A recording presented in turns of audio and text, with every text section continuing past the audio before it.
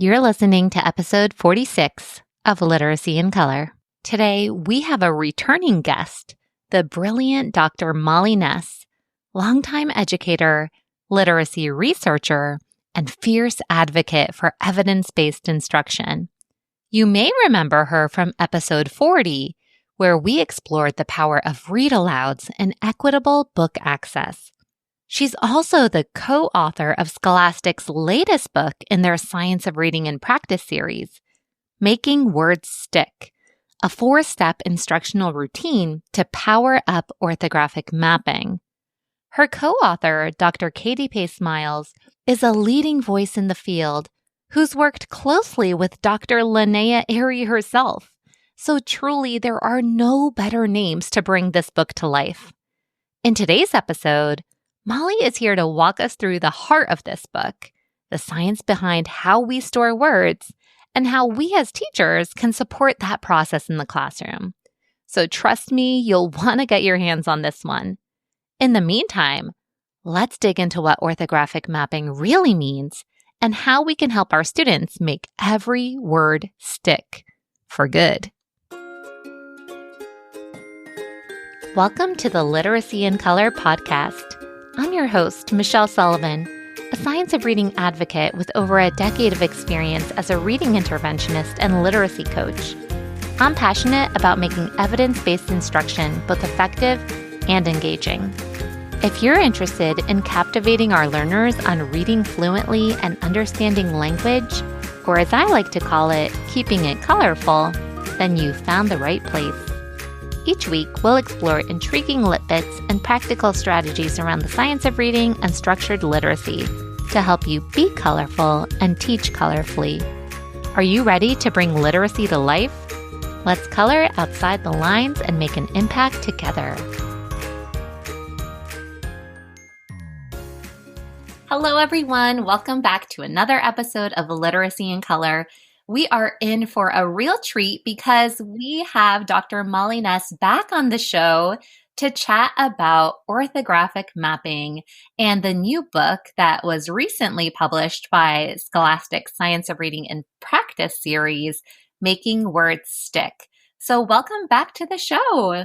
Thanks for having me. Of course. For those of you who aren't familiar with Dr. Molly Ness, first, you'll want to go back and listen to episode 40 about why read-alouds matter, and then come back and listen to this one for another fun-filled treat all about the other side of the reading rope. Can we start out with a little introduction and how you got into this work? Sure. So I started as a classroom teacher. My family thought I was doing this whole teaching thing as a way to build my resume before law school.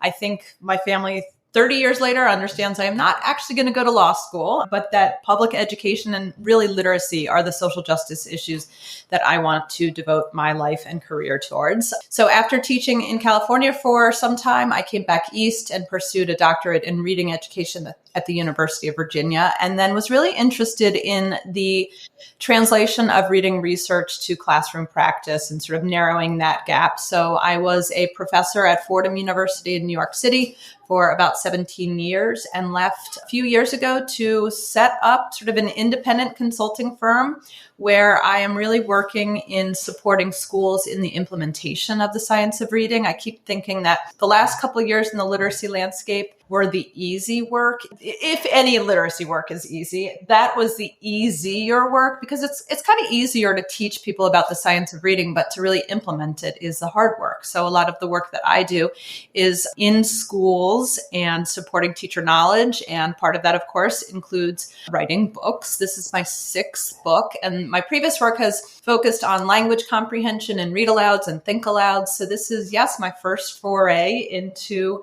the bottom side of the Scarborough rope, all about word identification. Yeah, we appreciate all these gems that you're putting out into the world. And in the past, your books, I believe you wrote them solo, right? So how did this co-authoring collaboration come to be? Well, I always joke of the co-authoring process with Katie because we had this romantic vision that we were going to go on a writing retreat. We were going to postpone our parenting duties for a little bit and lock ourselves in a cabin in the woods for 3 days and just knock out this book. And of course, with our insane schedule, it never happened. So the entire thing was written on Google Docs in sort of virtual writing sessions. We never actually were in the same room. But Katie and I have long known each other in the sort of New York City literacy scene. She is a professor over at Brooklyn College as a part of the CUNY system. I'm actually adjuncting for her advanced certification program. And I've just always admired Katie's real understanding of the reading research, her real understanding of Linnea Airey's work. And Katie is so highly knowledgeable about K through 2 foundational skills. And so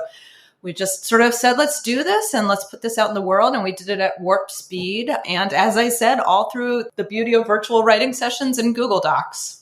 I love it. Maybe one day you'll have the romanticized version of your writing retreat. And for those who don't know, Dr. Katie P. Smiles has worked extensively under Dr. Linnea Airey, who was the one who coined the term orthographic mapping. She's really her protege, bringing even more research into the field and now into the hands of so many teachers. And when you think about orthographic mapping, and even when you Google it, I don't think there's any books out there on it. Anything I've read have been straight from the research or just blog posts. So to have something truly official in my hands about orthographic mapping, I think is really special that you guys work together to put that out into the world.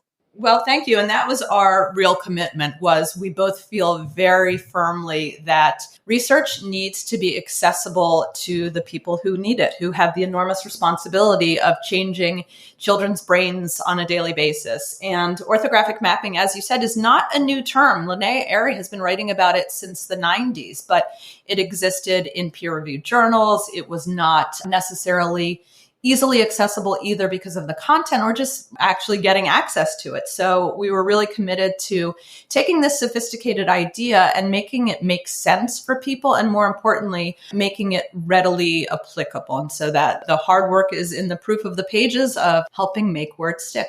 Yeah, definitely. And one of the things I love about this whole Scholastic series is they're very digestible. I couldn't put this book down. I got it in the mail. I was so anxious about receiving my pre-order copy before we met too. I'm like, oh, I hope I get to read it before we get to chat. And I read it cover to cover in a day, and it's just fabulous. It has so many actionable strategies inside, which I think is so practical. So it's not just the research, it's, put it into action, which is so wonderful. Well, that's very nice to hear. I have a teenage daughter at home who I always throw under the bus because of her teenage snarkiness. She's completely annoyed by me all the time, as most teenagers are. And we got copies of the book. Scholastic was kind enough to send some advanced copies. And my previous books, she was young enough to have her pictures in them or be work samples. Her handwriting was in them because I didn't have to go through the permissions process if it was my child. So she's 15 now and beyond the age range that I can use her in the book. So I got the book and handed it to her, and she flips through it and says, I'm not in it at all, and just chucks it out of the way, like completely disinterested. So glad to know that somebody other than my own child actually opened it. You've got the stamp of approval all around over here. So let's dig into maybe defining our terms. I think it's always important to make sure everybody knows what we're talking about. But what is orthographic mapping, just in simple terms? Sure. So orthographic mapping is the invisible cognitive process by which all words become instantly recognized and retrieved. And we often think about it as something that beginning readers go through, or K through 2 kids go through, but it's actually something that we all go through, this unconscious sort of behind the scenes process to make any word a instantly recognized word. So the book starts out with this claim that as adult readers, we have a lexicon, or sort of a mental Rolodex of 50,000 words that we instantly recognize. As an adult reader, you likely decode almost nothing on a daily basis. Maybe, a street sign or a last name or something, but almost everything you read, you have orthographically mapped. You instantly can recognize it. Well, how do those words get there? We didn't get 50,000 words into our head through memorization. They got there through this process of orthographic mapping. And orthographic mapping is the notion that to instantly recognize a word, you need a process that intertwines three big components: the phonology, or the sound of the word, its pronunciation, the orthography, or its spelling and how it looks on the page, and its meaning. And it's more than just a dictionary definition. It's how the word is used, its semantic features. So it is that combination of those three things that come together to make us instantly be able to recognize words. And then, so what? Like, why do we even care about this? We care about this because it's really the on-ramp to fluent reading.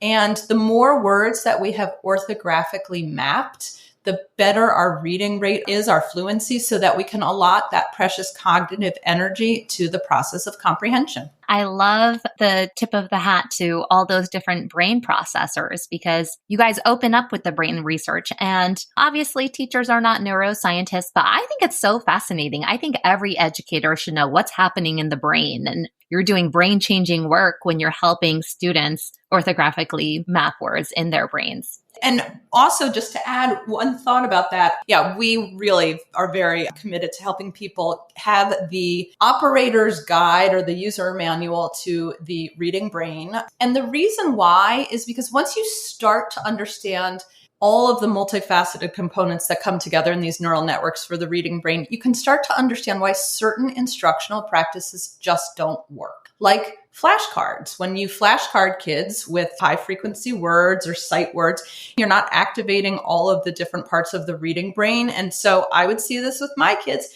You've studied that, you wrote that word 3 times for your spelling homework, or you know that word when I show it to you on an index card, but then you can't get it in context. Why not? Well, because we're not getting to the 3 different forms of the word that are required for the word to be orthographically mapped.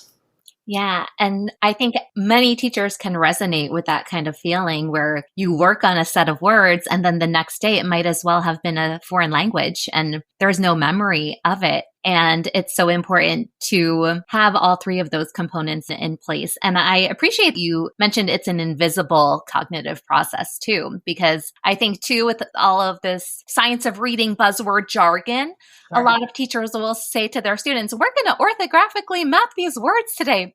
And they feel so excited. They learn these terms and no blame here. But at the same time, we're not orthographically mapping the words for our students. It's something that we can help promote with facilitating. There are instructional routines and activities and processes by which we can enable orthographic mapping. But yes, we don't want to give the notion that it's like, okay, kids, take out your orthographic mapping workbooks because that's what we're doing for the next 10 minutes. Definitely. So oftentimes when we read about orthographic mapping, we'll see these numbers about repetitions, and some kids will need 1 to 4 repetitions, and some kids will need over 100 repetitions for students to orthographically map words in their brain. So is there any research behind these numbers? Yeah. And Katie and I really went down the research rabbit hole around this because we very much believe that if you're going to put numbers out there, they better be credible numbers. And there are a lot of numbers that are going around that are not credible. And Katie is also super brilliant in telling us when we look at studies, we don't look at them with what is the number of words that it takes, how many encounters, what's the quantity. She's very careful to remind us that this study showed in this condition with these students, it took this number of exposures or encounters, which is very different than saying a child needs 4 times to orthographically map.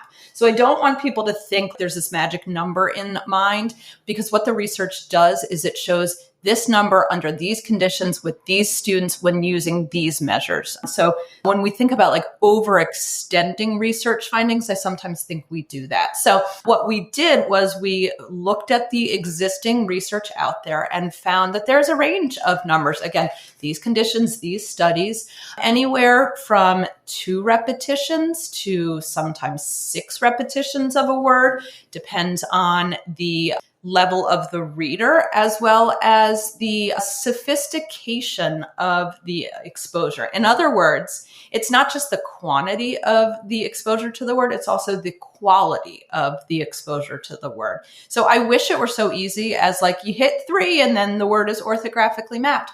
For some kids, it's 1. For some kids, they need 15. So there's no sort of solid number. We have to be really careful with what the research shows. But in general, we were finding numbers from 3 to 5-ish. We walked through 4 different of the sort of milestone studies that really go into those numbers specifically. That's really helpful. I love the special distinction about all the different variables that can go into a situation too. And it's not just a magic number. And I recently attended a webinar with you and Katie. I believe it was through EdWeb. Yeah. And you had a distinction between exposures and encounters. And I was like, ooh, I love the nuance between that. An exposure might tap into all 3 of those components of the reading brain, whereas an encounter might just be surface level. Right. Yeah. So it is that surface level versus the digging deep. And that to me is really what we know from also vocabulary instruction, that when we think about things like the lexical quality theory by Chuck Perfetti, who says that knowing a word is much more than knowing its definition. It's how to use it, how it's related to other words, it's semantics and syntax and all those things. So we have to be careful that it's not just a flyover exposure, but it's really a deep unpacking of the word, its meaning, its orthography, its sound systems, its mapping, phonemes and graphemes, and all of those things that really go into rich word knowledge. Yeah. So maybe we can dig into the instructional routine a little bit. You guys provided a 4-step instructional routine, and it's a very teacher friendly. I really love the alliteration that went into it as well. Maybe you could briefly walk us through each step and just share what's happening cognitively in that step. Yeah, so the bulk of the book is we present this 4-step instructional protocol, which we devised the protocol from research findings from like the IES guides, which we think every teacher should read and have access to. The first step is, and yes, there is alliteration. Katie and I are both, the middle-aged people who whatever we can use to help us remember things, the better. So everything starts with S. The first step is see it and say it, where children literally are seeing the word in print. And that is seeing it in different types of font, because we have to help kids understand that the G in this typography looks different than the G in this typography, but they still are the same thing. So it's a visual representation as well as saying it. So kids hear a proficient reader say it, and then they say it themselves. They chorally say it as a group. They say it to a partner. They say it to themselves. And it sounds kind of obvious, but I'm always surprised when we teach kids words, not only words for word identification, but also for vocabulary instruction, that we don't have kids say the word. I see this in middle school classrooms all the time. A biology teacher is teaching the word mitosis, but doesn't have kids say mitosis. Say the word with me, mitosis. And we know that we need that phonology of the word to help make the word stick. So lots of different ways to see it and say it. And then we have all these instructional ideas to kind of spice up the instruction that you're providing and tailor it for different grade levels and such. So the next step is segment and spell. And this is where we really do the unpacking of the phoneme grapheme correspondence, where we're linking letter sounds and letter names. And again, we tailor some of the activities to different bands of grade levels. So we K and 1, 2 and 3, and then 4 and 5 in different activities. And we walk through some sample words. And in this part, we're really helping kids map the speech and the print together. So it's a lot of that familiarity with Elkanon boxes and segmenting and blending and calling attention to the parts of the word that are linguistically regular versus those that are not. Like many people are familiar with the heart word process. The third step is called study and suss out. And suss is a British term that means figure something out. So in this step, we're really thinking about the application and the meaning of the word. So we're getting at the language comprehension components of the word. What is it semantically related to? Are there definitions that you can do some of the great vocabulary work around, like sketching them or acting them out or doing word webs or those sorts of things? And then finally, the last step is search and stick. And this is really where we're thinking about the automaticity and the instant recognition of the word. So we're moving it from isolation to connecting it to text, but also looking for words that follow similar linguistic features. So we walk through one sample, and let's say the word is bath, where kids are learning the ending TH digraph. Well, now you might have them search and stick for a word that follows similar linguistic features in decodable texts that have the TH ending digraph. So it's not just the individual word, but it's also generalizing that linguistic feature to other ones as well. And so we have this sort of menu of all of these different options of things that kids can do to increase not just the instant recognition of the word, but also the spelling of the word, because we really go into the need for students to be able to draw upon the same linguistic well of information as they decode words and encode words, or put them on the page and spell them. That's really helpful. I really appreciated when I got to the study and suss it out section, because I feel like that's where a lot of teachers typically stop, and they think they do their grapheme phoneme mapping activities where they're just matching the sounds to the symbols and the symbols to the sounds, and that's it. And that's where it stops. Yeah. And so I think to go a step further and dig into meaning, and I remember reading once, you can't map a word that you don't know the meaning of. That's funny you say that, because I was literally just listening to a podcast with Linnea Airy, where she says, sight words aren't sight words if you don't know the meaning. Otherwise, you're just barking at print or being word callers or what have you. So it's absolutely that connection to meaning as well. And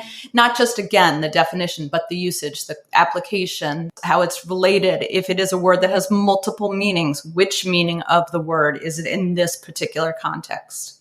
And I will say that there's a category of words that are a little bit trickier. We look at function words in the book. Function words are those words that I always think about. If you've ever played charades, you do the little word, because function words are those little words that are the semantic glue of sentences. They're their prepositions. They're the things like which and the helping verbs of were and from and of. And we have a pretty robust body of research that shows us that those function words are particularly problematic for kids. I saw this in my teaching all the time, but I never really understood why. Well, the real reason why is because those words don't really have a definition. You can't define a from. You can't act out of. You can't explain were. Not to mention that many of these words also visually look very similar. So these words, the study and suss out step is a little bit different, because we're not focusing on meaning. We're focusing on application and usage. So we do have a whole category just for those function words based on application, since, again, it's kind of like if you think about orthographic mapping as this kind of three-legged stool where you need how the word looks, how the word sounds, and what the word means. Well, with those function words, we're kicking out the leg of the stool that is about what the word means. And so if that is taken away from a child, you can understand why the stool would be wobbly and problematic. Yeah. And one of your activities with the function words, where you had the passages with the function words taken out, I was like, oh, this is challenging for me. I had to take it slowly and really think. Kind of like Mad Libs, where we come up with a word bank of function words.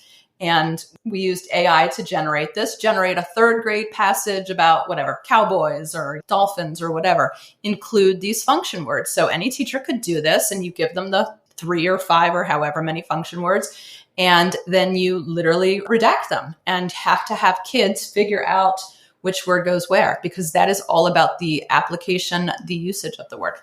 I think the practical application piece is really important because then you're promoting that transfer and then you're promoting the word learning. We're not going to have the opportunity to teach every word under the sun. There has to be a point where they're seeing these patterns and the self-teaching kicks in. And so when you have those two extra steps, like in your instructional framework, I think it really helps boost kids to that point.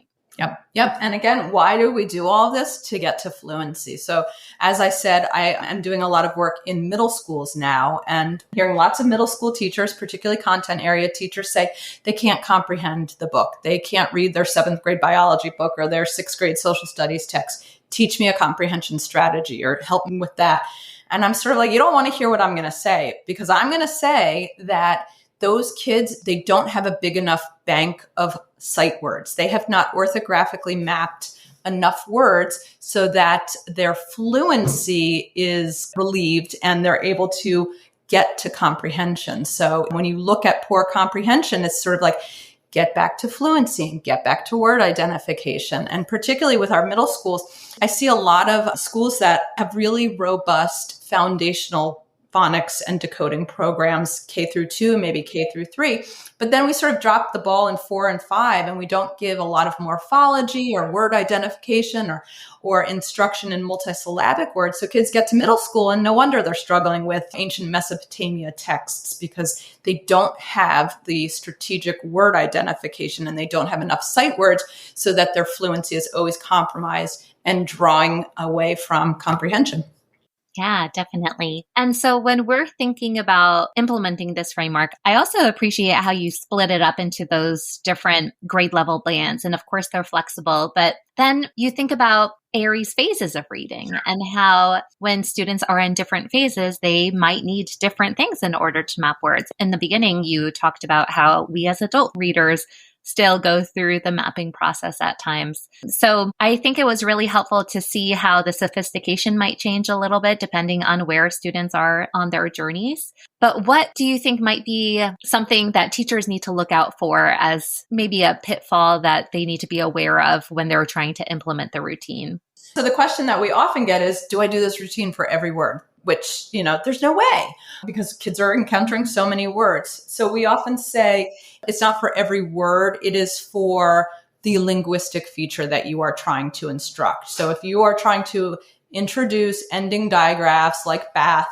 choose a word that follows that, go through it, and then help kids extend that pattern to a larger category of words, which again, use AI as your friend to generate those word lists that have the ending digraph, because AI can do it in 2.5 seconds. So I don't want people to think this is something that I have to do for every single word. It is for categories of words that follow those linguistic features that you are instructing.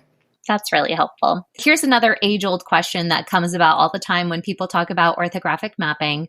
They ask, if a student can accurately read a word, but they can't accurately spell the word, has it been orthographically mapped? Such a good question. And I would say no, because we need that transfer. Anytime somebody asks me, well, how do I know if they're ready to move on? My answer is always transfer. So how do I know if I'm ready to move on from the ending TH digraph? If they can spell it, that's the transfer. So in my mind, no, if they cannot spell it, then they have not mapped it. Now we have to understand though that spelling is more difficult than decoding words for a number of reasons. First of all, spelling involves a memory component in that you hear a long A sound and you have to sort through in your memory, oh, the long A sound can be spelled one of these 6 different ways. But if I were to say, put the word chrysanthemum up on the screen, everybody could instantly decode it. But then if I said, now spell it, you're having to do harder work around orthographic memory, phonologic processing, in addition to that memory component. So that's the other thing that we wrote this book for, to help people understand how that encoding and that decoding really need to go hand in hand. Yeah. And we know that spelling is going to lag behind that reading, but it's important to not forget about it and let it lag too much, that we still have to do things.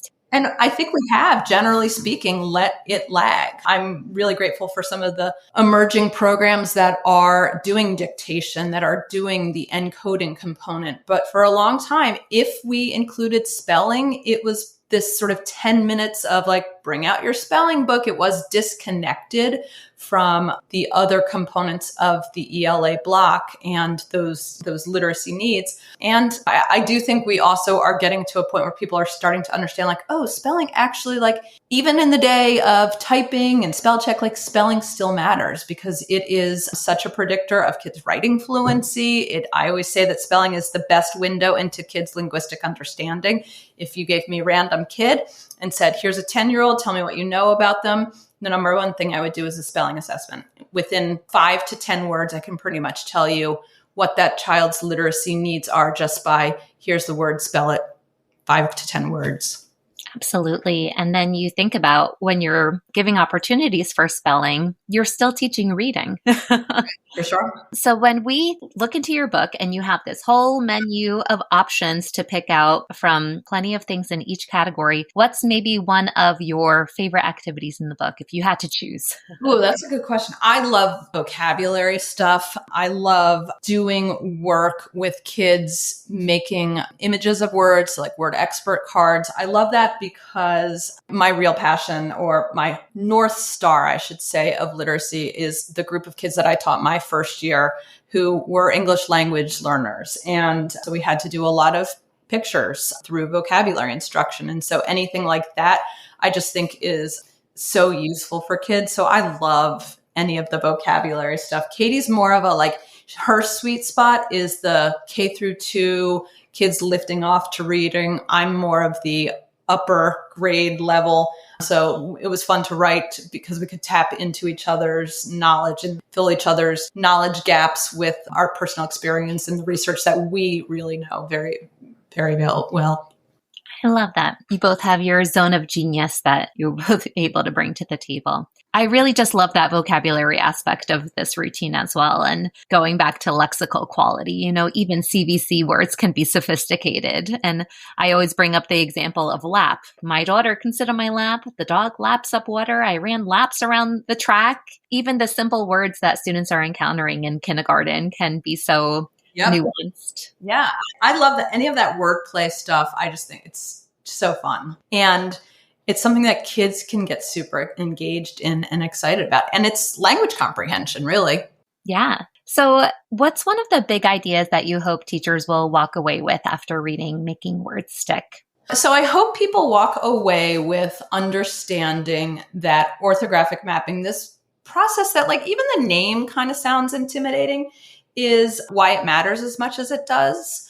So I hope that's a real basic understanding. And I hope people start to think about the instructional things that they do and which don't align with the science so that we can de-implement things. And I say that because we're at this time where I think people are overwhelmed with implementation of new stuff. Well, implementation also has to come with de-implementation, because people's plates are already crowded and we got to make room for the things that really move the needle. My colleague Justin talks about it as like weeding the gardens. We got to get rid of some of the weeds for the sun to shine on the flowers. So I hope people have inner courage and can really think through, okay, what did I do, or what am I doing that isn't as effective? And that's one of the reasons why Katie and I open up the book with looking back at our instruction in our early career and why it didn't work. And I don't think there's any shame to saying, like, wow, I used to do this and now I know better, I can do better.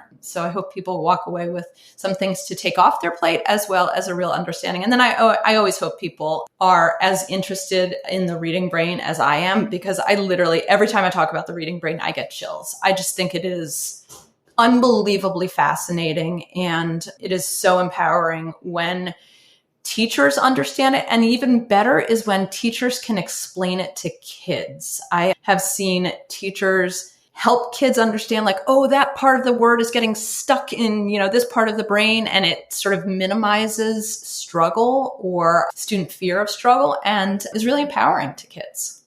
Yeah, I had a friend once, she was telling me about a tutoring session, and she was saying the student said, oh, My letterbox is I love aging right now. It's working hard. I love that. But like, how powerful is it for that kid? Because what you don't hear in that is I'm stupid, or I don't get this, or those sort of like shame and blame things. Like, no, my letterbox is getting a workout. Just like when I go to my exercise class at the Y, my triceps get slammed one day. And I just love that approach. Exactly. I agree. And I want to circle back to your comment about Justin, because I recently heard him on a podcast interview too. And the quote that really stuck with me was exactly that same sentiment, is that we have to let teachers do less in order to do more. And I think that's a really important takeaway. Justin and I have this very funny relationship. He's based in Georgia, and he'll come and stay in my house in New York in my guest bedroom. And we will wake up, we'll talk literacy, and we'll talk Broadway, because we're also total Broadway geeks. And then we'll come back from schools and debrief, and then I'll sit in my room and he'll sit in my guest room, and we're texting each other literally from down the hall. So we have this very funny, I don't know anybody else who can geek out about literacy and Broadway as my colleague, Justin Browning. I love it.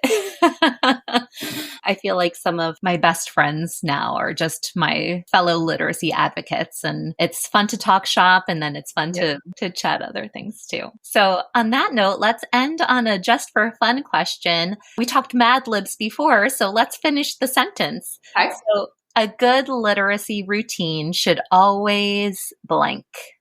A good literacy routine should always include an oral component. I want my kids to be saying something, talking, hearing language.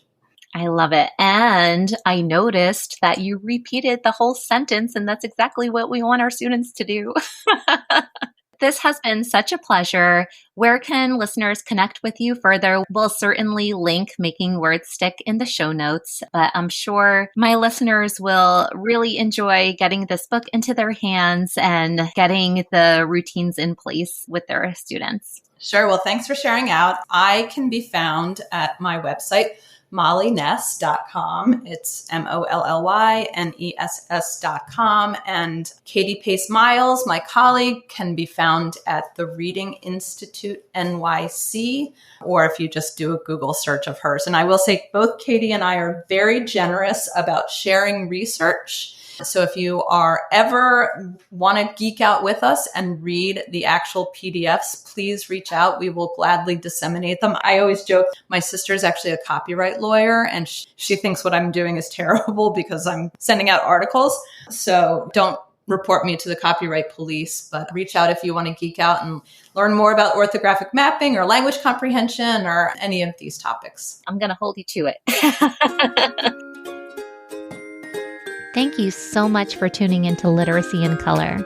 I hope today's episode left you feeling both inspired and equipped with something new to add to your teaching toolkit. If you're enjoying this podcast, it would truly mean so much to me if you'd leave a 5-star review. It helps other educators find the show and join our colorful community. And don't forget to hit the follow or subscribe button so you never miss an episode. For more tips, tools, and resources, be sure to check out the links in the show notes at michelleandthecolorfulclassroom.com. Thanks again for listening, and I'll catch you next week. Until then, be colorful and teach colorfully.